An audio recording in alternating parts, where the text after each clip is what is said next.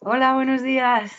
Aquí estamos un día más. Soy Lara Carrasco, abogada, experta en anticorrupción, y estas son estas charlas que estamos haciendo para difundir la proposición de ley de prevención y lucha contra la corrupción que hemos redactado un grupo de expertos, juristas y no juristas, para proponerle al Congreso de los Diputados la transposición de la Directiva de Protección al Denunciante de Corrupción. Antes de presentarte a mi interlocutor de hoy, maravilloso interlocutor, déjame decirte que en la descripción del vídeo vas a tener toda la información de lo que vamos a hablar, es decir, el link a la directiva, el link a corruptil.com donde podrás leer el texto, y si te gusta y te preocupa el tema de la corrupción, te invito a quedarte hasta el final porque esta charla va a ser, como todas ellas, muy interesante. En el canal de Corruptil tienes ya varias de todas las personas que formamos parte del grupo. Hoy está con nosotros... me gusta esta parte que vamos a hablar de los empresarios y la parte que tiene que ver con la Directiva de Protección al Denunciante de Corrupción y las empresas.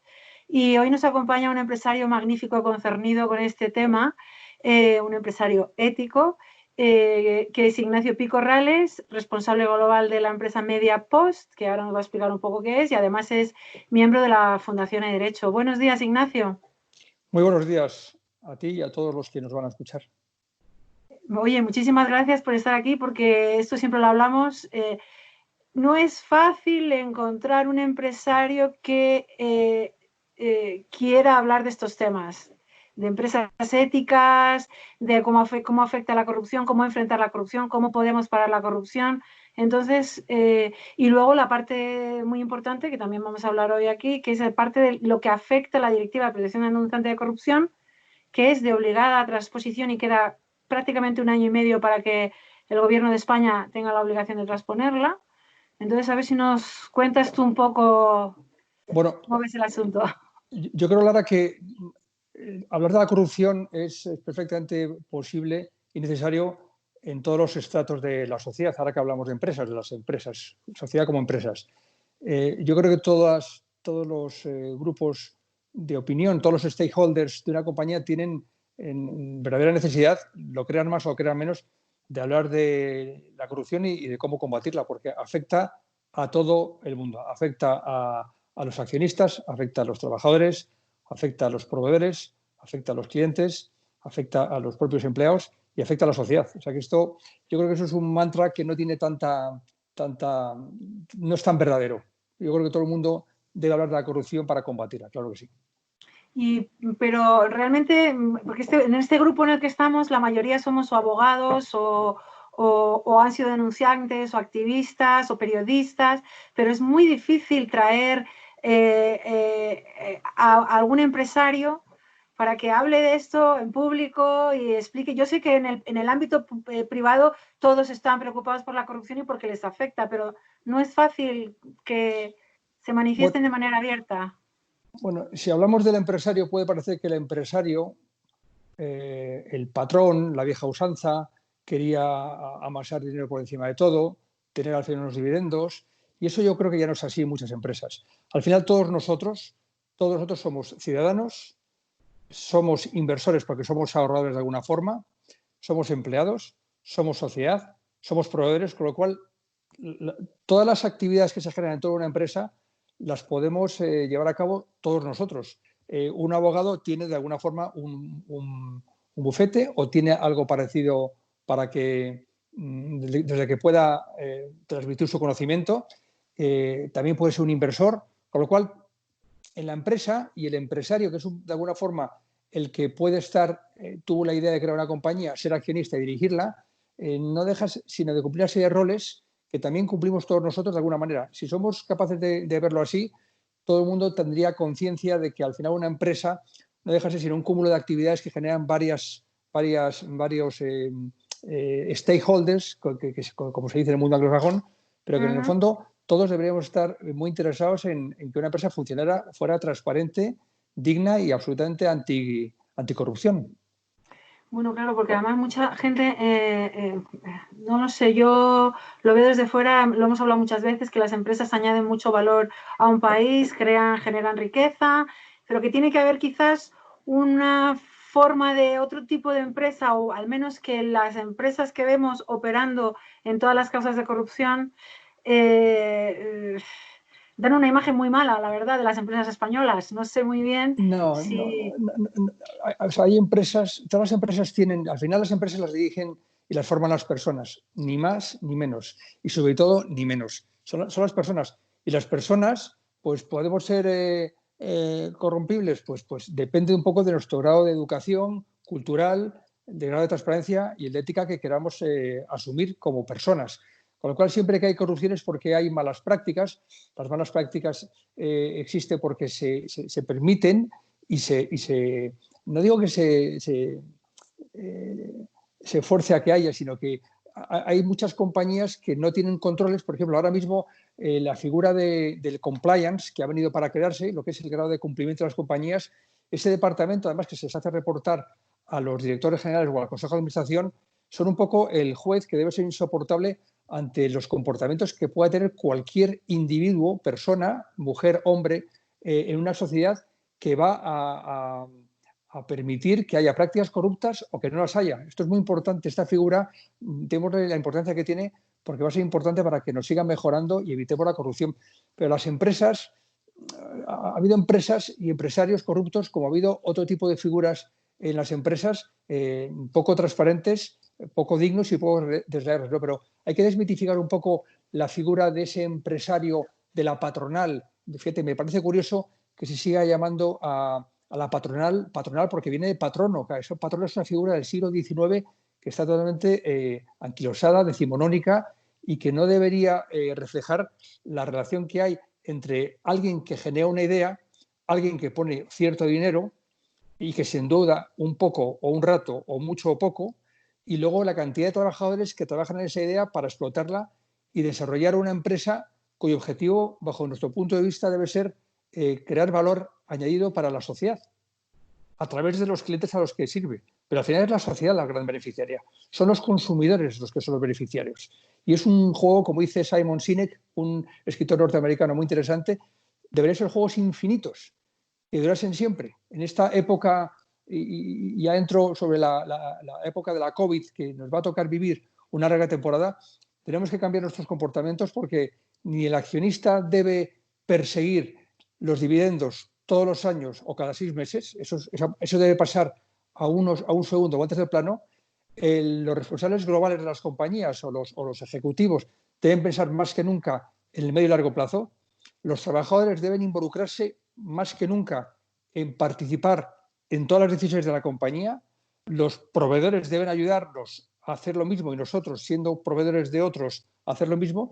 Y luego los clientes deben recibir también lo mejor de nosotros, el mejor y la mayor eficiencia de nuestra compañía, el valor añadido y la máxima productividad en el mejor sentido de la palabra, para que al final se produzcan muchas decisiones de compra y esto dure mucho, pero en un entorno mucho más complicado donde la gente debe tomar conciencia del puesto que ocupamos a partir de ahora todos nosotros, que es muy diferente, porque esto no va a cambiar nuestros comportamientos sin lugar a duda. Bueno, Ignacio, a mí me encanta oírte. Espero que muchos empresarios te escuchen y sigan estas propuestas que haces para entender cómo debe ser la empresa en el mundo que viene, ¿no? La empresa española en el mundo que viene, en el entorno además de una reconstrucción económica que nos va a tocar enfrentar, que va a ser muy larga. Y quiero decir que estamos diciendo este mantra, que por qué ahora insistimos en que es urgente aprobar esta ley de prevención y lucha contra la corrupción que transponga esta directiva, que además es de obligada transposición en un plazo ya muy corto. Lo insistimos porque entendemos que la lucha contra la corrupción es una medida económica de primer orden y que los miles de millones que se detraen al dinero de todos en cada año, que se calcula entre 90.000 millones, me parece que es un 4,5% del Producto Interior Bruto, lo cual es una barbaridad. Entonces, para las empresas... fíjate, aparte de que están concernidas mucho, que eso también te lo quiero preguntar ahora, ¿cómo ves que se puede implementar esta directiva para el caso de las empresas, que ya sabes que las de más de 50 empleados tienen que establecer sus protocolos, sus buzones, todo un poco como el compliance, pero en este caso en anticorrupción? Y bueno, si crees que realmente urge para la sociedad en general y en particular para las empresas aprobar esta ley. Sí, siempre fue necesario. Por lo que tengo entendido y por lo que he leído, la diferencia de la presión fiscal que hay en nuestro país con respecto a la media de los países europeos, los países que nos puedan parecer más atractivos o menos atractivos, es aproximadamente 6 puntos. Es decir, sobre nuestra riqueza, que hasta antes de la crisis era aproximadamente 1.150.000 millones, aparentemente hay 6 puntos de ese porcentaje, que son cerca de 60 y muchos mil millones de euros, no se recaudan impuestos. Pero esto afecta a toda la sociedad y a todos los que queremos ser sociedad. Y aquí que cada uno piense en lo que hacemos o lo que no hacemos. Pero 6 puntos sobre toda la riqueza que generamos consumiendo, exportando e invirtiendo, hay 6 puntos con respecto a la media de los países europeos que se nos escapan. Ahí dejo el tema para que reflexionemos todos como ciudadanos, como proveedores, como clientes, como empresarios, como empleados. Todos nosotros contribuimos a dejar de ingresar esa cantidad, que es una cantidad que no es baladí. Que es enorme, claro. Es que a mí me llama bastante la atención que en el discurso de la reconstrucción no se incluya la transposición de esta directiva de manera urgente, porque vuelvo a insistir, ahora más que nunca, ¿no? Si ya de por sí los controles no han funcionado, en realidad, porque la mayor parte de los órganos de control están controlados, si hasta ahora no funcionaban, en una situación como esta, que además las contrataciones y las adjudicaciones se hacen por procedimientos en los que no puedes fiscalizar apenas, todavía más. O sea, muy difícil que la gente entienda que la lucha contra la corrupción, o sea, que el dinero que te trae la corrupción te lo quita a ti de tu sanidad, de tu educación, de tu... Mira, hicimos una charla con una abogada de Lanzarote que ha llevado muchas causas de corrupción. La conocemos bien, la conocemos bien. A Desde la Irma Fundación de Ferrer. Derecho. Sí, buenísima, impresionante. Pues esa charla que invito a los que están viéndonos a que vean todas las charlas, pero si quieren ver esta, hablaba un poco ella diciendo, cuando tú te veas en un hospital con tu madre en un pasillo, falleciendo sola, sin posibilidad de atención ninguna, eso es porque antes un montón de corruptos nos lo han quitado y no lo hemos podido invertir en mejorar como sociedad, en tener un sistemas públicos y una red social mucho mejor. Y luego a mí de verdad que me preocupa mucho el tema de que las empresas salgan de esta, porque si no hay recursos públicos, más dificultad va a haber, ¿no? Es que vamos a ver, las empresas tienen una serie de mecanismos que nos pueden hacer salir de esta y de cualquier actitud anticorruptiva. Lo que he comentado antes del compliance, el cumplimiento, eso al final es una normativa que se nos ha obligado a que seamos ejemplares para ser luego dignos, ¿no? Como dice Javier Gomá. O sea, al final, los buzones que se han puesto en marcha en las empresas son muy interesantes porque cualquier persona, de forma anónima, puede denunciar una práctica imperfecta, no ejemplar o corrupta. Entonces, si luego la compañía funciona, si luego el Departamento de Personas o Valores o de Recursos Humanos, o como se quiera reconocer, o la propia Dirección General, la responsabilidad global de la compañía, coge eso y luego lo combate, es una forma de empezar a luchar contra esas prácticas corruptas que, repito, yo creo que están en todos los sitios porque por una parte y por otra son inherentes al ser humano. Luego lo que tú decías es que yo creo que hay muchas personas todavía que no son suficientemente empáticas para ponernos en el lugar de esa persona que está en el hospital sufriendo y no darnos cuenta de que cualquier actividad nuestra que tenga que ver con los euros que invertimos, que gastamos, que compramos o que recibimos, tiene que estar sujeto a la mayor transparencia.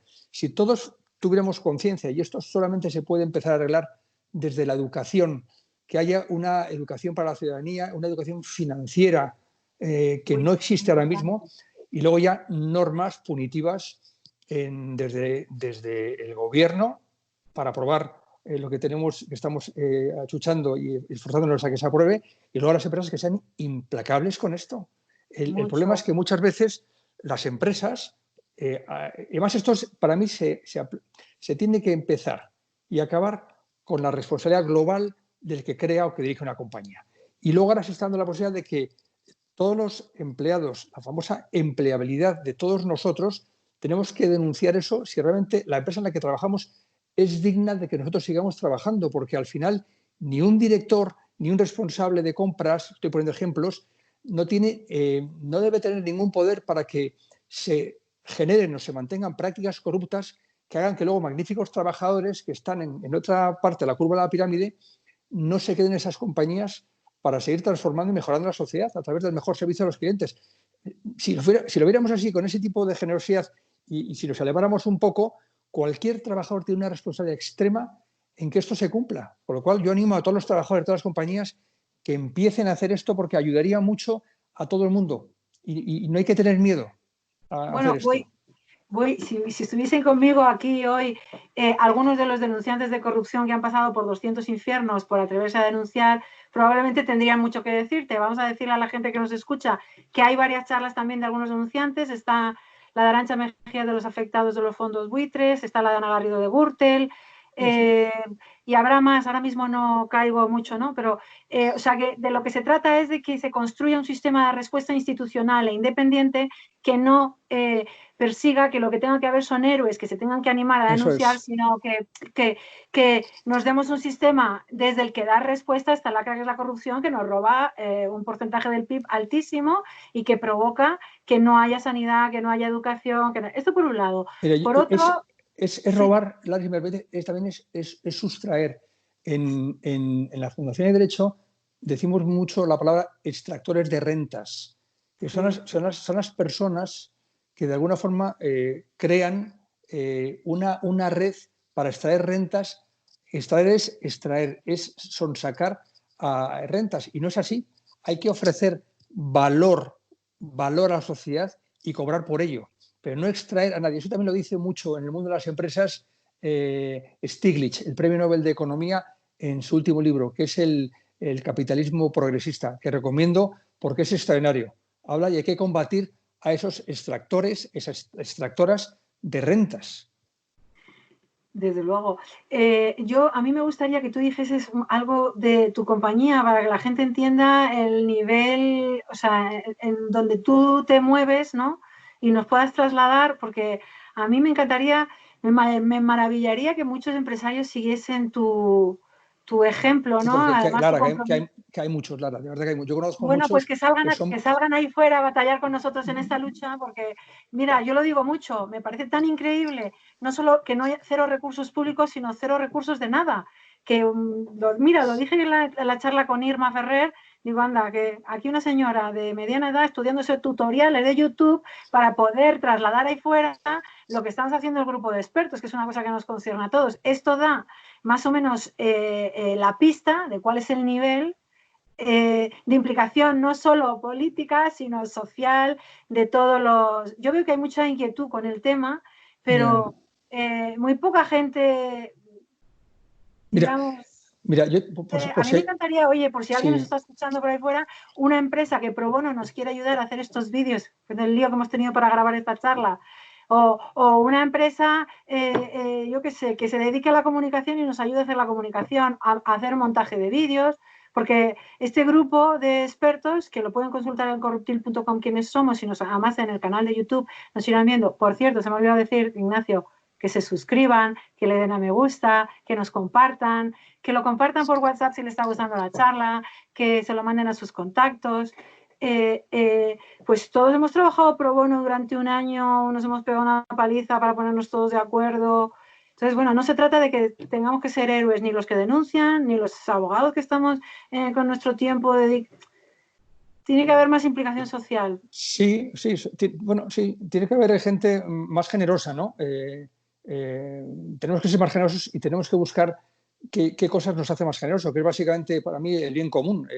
Mira, yo te voy a contar por si ayuda a alguien. Nuestra compañía, por decir cosas que pueden interesar a la audiencia que nos está escuchando, nosotros somos una empresa de 470 personas. La creamos 6 socios que pensamos que podíamos concatenar las actividades de marketing en las que trabajamos unos y otros, y se lo propusimos a algunas compañías españolas que no lo vieron, y al final se lo propusimos a la Poste, al Servicio Postal francés, y nos fusionamos las 6 compañías y ellos adquirieron el 51% de la compañía fusionada. Y luego, 8 años más tarde, vendimos nuestro 49% restante. Pero básicamente lo importante viene ahora es que desde el principio los 6 empresarios hablamos con todos los trabajadores que teníamos cada uno de nosotros y les propusimos, ya con el caparazón de La Poste, en su compañía llamada Mediapost, crear un modelo de marketing relacional, que es como lo llamamos, que es básicamente la obligación que nos dábamos en crear, fortalecer y mantener las relaciones comerciales de nuestros clientes con los suyos. Y para eso hicimos varias cosas interesantes. La primera de ellas fue que creamos un convenio colectivo único. Es decir, cuando la gente, un convenio colectivo único significa que nosotros tenemos mucha territorialidad, trabajamos en 12 provincias españolas y luego tenemos agentes que reproducen nuestro modelo en el resto de las provincias y tenemos muchas actividades dentro del marketing, ¿no? Desde logística, desde inteligencia de negocio, desde fidelización, desde call center, desde reparto de folletos y muestras, un batiburrillo de actividades que las englobamos bajo el concepto de marketing relacional. Pero ese convenio colectivo que creamos, hablamos con todos los trabajadores. Me acuerdo que al principio de los tiempos, hace 10 años, vinieron UGT y CGT a apoyar a los trabajadores y después de la primera creación del convenio, las renovaciones que se producen cada 2 años, ya no viene nadie porque son los propios trabajadores y nosotros los que apelamos a mejorar lo que en su día creamos. Y lo que hicimos en su día fue una cosa muy interesante, que fue primero que los trabajadores supieran que todos los meses iba a tener transparencia absoluta de los resultados que creábamos, ingresos, gastos, inversiones, compras de compañías, que hemos hecho unas cuantas, y ellos lo conocen de primera mano. Segundo, creamos un modelo salarial basado en 9 niveles salariales, desde la responsabilidad global hasta la persona que puede estar repartiendo de aprendiz de mozo en las delegaciones o aprendiz de clerk de llamadas telefónicas o de repartidor en prácticas. Y desde el nivel 1 al 9 o del 9 a 1, la gente sabe que hay una diferencia salarial de 9 veces. Es decir, la persona que entra en la casa cobrando lo que cobra, él sabe que aguas arriba hay una diferencia salarial de ese sueldo por 9. Entonces, esto que puede parecer cooperativista, no lo es, porque no todas las decisiones de la compañía las toma todo el mundo, pero sí las esenciales, sí las que creemos que son el tronco de la compañía, los valores, la transparencia, la ética, por ejemplo, los beneficios de la compañía. Nosotros somos una compañía que no repartimos dividendos. Somos una compañía que, afortunadamente, por ser La Poste quien es, que es una compañía de un país como Francia, que es realmente social, fue muy revolucionario y nosotros no lo fuimos tanto, tiene una política de no repartir dividendos o repartirlos muy de vez en cuando. Bueno, esos dividendos, que al final significa que si hay beneficio no los repartimos ante los accionistas, vuelven y se quedan en reservas. Entonces, eso fortalece nuestro balance y nos permite seguir comprando.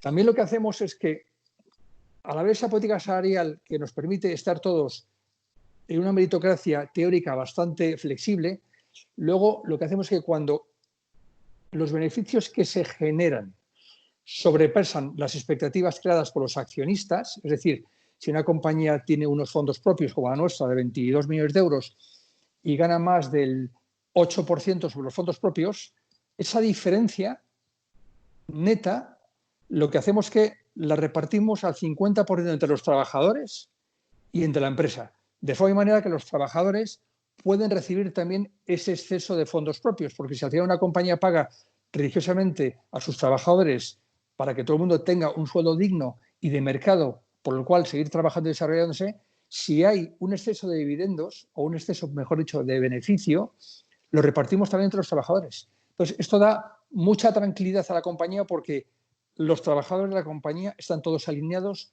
con los objetivos de la compañía. Y desde el primer responsable de la compañía, de cualquiera de las unidades de negocio, hasta el último trabajador que tenemos trabajando en la calle o ayudando a crear algoritmos, todos ellos tienen un objetivo común y eso crea mucho empaque general a la compañía. Eso permite que todo el mundo esté alineado. ¿Por qué? Porque el accionista es un accionista a largo plazo, lo acumula para crear riqueza porque seguimos invirtiendo y luego nos da también mucha seguridad porque nuestra compañía tiene una seguridad económica muy potente, que evidentemente cuando vienen estas, pues estamos sacando mucho grano del granero de los fondos para intentar paliar con las pérdidas que estamos generando pues todo lo que no podemos dejar de hacer, que es seguir intentando estar cerca de nuestros clientes. Y luego también nos hemos acogido a un ERTE, que aquí quiero decirlo, agradecemos al gobierno, a cualquier gobierno que hubiera tenido esto, porque el gobierno está ayudando a lo bestia a las empresas. Y luego, claro, está diciendo que no repartamos dividendos. Claro que no debemos repartir dividendos con este dinero que estamos recibiendo del Estado, llegue antes o llegue después. ¿Por qué? Porque nos está permitiendo mantener las compañías vivas, tanto con eso que nos está ofreciendo el gobierno, con los fondos de las compañías que ahora tienen que dedicarse a mantener las compañías vivas. Y por supuesto que ese tipo de compañías no deben estar en ningún paraíso fiscal, porque alguien se estaría llevando, dinero que no es suyo. O sea, esto es importante que todo el mundo tenga conciencia. Me da igual que haya directivos, me da igual que haya compañías grandes, pequeñas. Ahora el Estado está ayudándonos, a todos nosotros, y es de agradecer. Pero esto es importante que la gente lo reconozca. Es muy importante. Han llegado a un acuerdo extraordinario la COE y las centrales sindicales, auspiciado por la ministra de Trabajo. Es que eso es una maravilla. Bueno, de lo que has dicho, muchas cosas me vienen a la cabeza, sobre todo porque hay mucha gente que no entiende el tema empresarial. Hay una falta de formación que esa yo creo que para un futuro muy cercano debiera paliarse. El tema de la educación financiera, igual que la educación ética, es muy importante para poder dotarnos de un sistema que genere riqueza de forma eficaz. Después, siempre hemos hablado de prevención, concienciación. Ignacio, yo creo que debes dedicarte de verdad a explicar esto al resto de empresarios del país. También lo Que no, hablamos que no, mucho. no me des, de verdad, hay mucha, no. ¿Sabes qué pasa? Es que ese protagonismo, No, pero no es vamos por a ver, protagonismo, es por hacer un bien común, quiero decir. Es pero para mí si hay muy mucha gente importante que hay haya mucha gente, empresarios que entiendan eso. Entonces, hay como mucha la gente, tónica no es esa, no sé pues si es esa. Mira, lo que pasa es que hay un problema. Mira, todas las compañías cotizadas, que significa que básicamente tiene su cuenta de resultados expuesta a lo que un inversor en forma de fondo de inversión o en forma de cualquier vehículo inversor tiene para invertir. La pregunta del millón es, yo como trabajador tengo estas preocupaciones y como inversor, si los tipos de interés, por ejemplo, están al 0%, pedirle ahora mismo a una compañía que gane más del 4 o el 5 es suicida. Cuando a alguna compañía, un fondo o un accionista le fuerza a ganar más dinero del necesario a corto plazo, la puede herir, queriendo sin querer. Aquí hablo otra vez de la conciencia que tenemos que tener todos como trabajadores, como responsables, pero también como accionistas. Hoy en día, si los tipos de interés están al 1, al 0, en tipos negativos, ¿qué diantres vas a pedir como dividendos a una compañía que está trabajando bajo esos tipos de interés? Y luego hay una cosa perversa, y es que los tipos de interés tan bajos para las compañías que tienen fondos es un dinero muy barato, y sin embargo para las personas y las compañías que no tienen fondos es un dinero muy caro porque no pueden acceder, porque quien ofrece y quien lo puede dar está viendo en si esa compañía o esa persona puede devolver esos fondos en algún día. No en 2 años, no en 3 años, que serían rendimientos del 50 o del 33%, sino a largo plazo. Por eso el paradigma tiene que cambiar. Tiene que haber compañías más responsables, más sostenibles. Y ojo al tema de los retornos. El accionista tiene toda la obligación de recibir un retorno por lo que invierte, pero que se cuide muy mucho de pensar bajo qué circunstancias, qué debe pedir o qué debe forzar a que se pida. Porque, repito, con los tipos de interés como están, las compañías, sobre todo recibiendo ayudas estatales como estamos recibiendo, porque Mediapos no es una excepción, aunque también estamos poniendo reservas para sortear las fuertes pérdidas que estamos haciendo mensuales, hace falta una toma de conciencia, que puede parecer un concepto muy espiritual y muy cursi, pero se empieza así. Es decir, no. ¿qué tiene que hacer cada accionista, cliente, proveedor, ciudadano, trabajador? Y todos nosotros somos eso en nuestra vida, en un momento de nuestra vida o de Y forma seres recurrente. humanos, que es que parece que no hablamos de la parte espiritual, de la parte de la finalidad del por qué estás aquí, para qué valor añades, no solo a ti mismo, sino a todos los que conviven contigo. En fin, Ignacio, como siempre, a mí me pasa todo el rato. Yo me doy cuenta que podíamos estar horas y horas, pero nos habíamos fijado como un tope de media hora, 35 minutos como mucho, se nos ha pasado, creo. Solo para cerrar, porque me, Otra de las charlas que hemos hecho con Estefan Grueso de Filtrala, que ellos gestionan estos buzones de denuncia anónimo, dijo que él, bueno, hablaba del tema social, concienciación, de que se tardará mucho en que la aprobación y la transposición de la directiva y la aprobación de la ley que queremos impulsar se implemente. Y yo le dije, yo creo que no, porque, en fin, en el tema de, por ejemplo, en el compliance, yo creo que la amenaza penal y la amenaza de cárcel a los responsables de las empresas ha obligado a poner la primera y acelerar, ¿no? ¿Tú crees que para las empresas que van a estar obligadas a implementar, los que tengan más de 50 empleados, esta parte de la directiva de protección al denunciante de corrupción, estarán dispuestas, que queda muy poco tiempo y Bueno, preparadas para hacerlo? vamos a procurar inspirar e influir, ¿no? Y vamos a procurar inspirar e influir para los que influyen, los que tienen capacidad de hacer cosas, ¿no? En este caso hay que acercarse al Poder Legislativo y para que de alguna forma nos escuche y que no sea solamente que el miedo guarda la viña, sino que todo el mundo tome conciencia de que esta ley es fundamental para todo el mundo. Es que, repito, en términos económicos, porque puede aflorar de la sociedad, de nadie más que de la sociedad, de los 46 o 47 millones de españoles que somos, 60.000 millones de euros que si fuéramos igual que en estos países en términos de recaudación fiscal, nuestro déficit del año pasado fue, creo que ha sido el 2,8, que son 30.000 millones. Sería empezar a ahorrar dinero, cosa que hemos hecho creo que 2 o 3 años en los últimos 40 años. O sea, si todo esto que no son opiniones, porque todo el mundo tiene su derecho a su opinión, pero no a los hechos, esto es una realidad, es una realidad factual. Hay 60.000 millones de euros que se detraen, mejor dicho, en el mercado si todos nosotros, repito, como accionistas, como empresarios, como empleados, como ciudadanos, como proveedores, como clientes, fuéramos capaces de obsesionarnos para que aparecieran con nuestras mejores prácticas, ser dignos y ejemplares. De verdad que Vamos a invitar, esto es sí, así. vamos a invitar a todo el que nos esté escuchando a que desde su ámbito haga lo que pueda para que se pueda tomar en consideración por parte del Congreso de los Diputados, que además lo decimos mucho, la lucha contra la corrupción no conoce colores políticos. Esto es una obligación por parte de todos los grupos políticos, a los que me gustaría apuntar que ya hemos visitado, que estuvimos con el Partido Socialista, con Cristina Narbona y Don Elorza, fuimos a ver al Partido Popular con una diputada que es María Jesús Moro, hemos ido a ver al PNV, a Ciudadanos, Más País, bueno, bastantes grupos, la práctica A totalidad todos, hay de que ir a ver a todos. Podemos. Entonces, justo cuando empezó esta pandemia, estábamos como para que el texto fuese tomado en consideración. Y bueno, pues ahora estamos haciendo porque ahora más que nunca creemos que hay que tramitarlo, impulsarlo y tomarlo en consideración.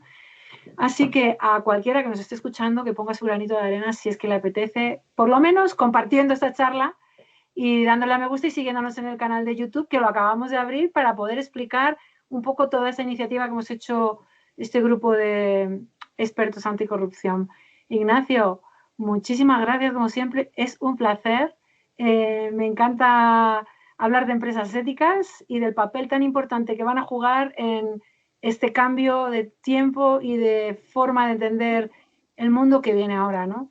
No nos queda otra y hay que hacerlo voluntariamente, sin duda, voluntariamente, no nos queda otra. Muchas gracias, Lara, por el tiempo que me Muchísimas has gracias. dedicado y gracias a la audiencia por habernos escuchado y visto.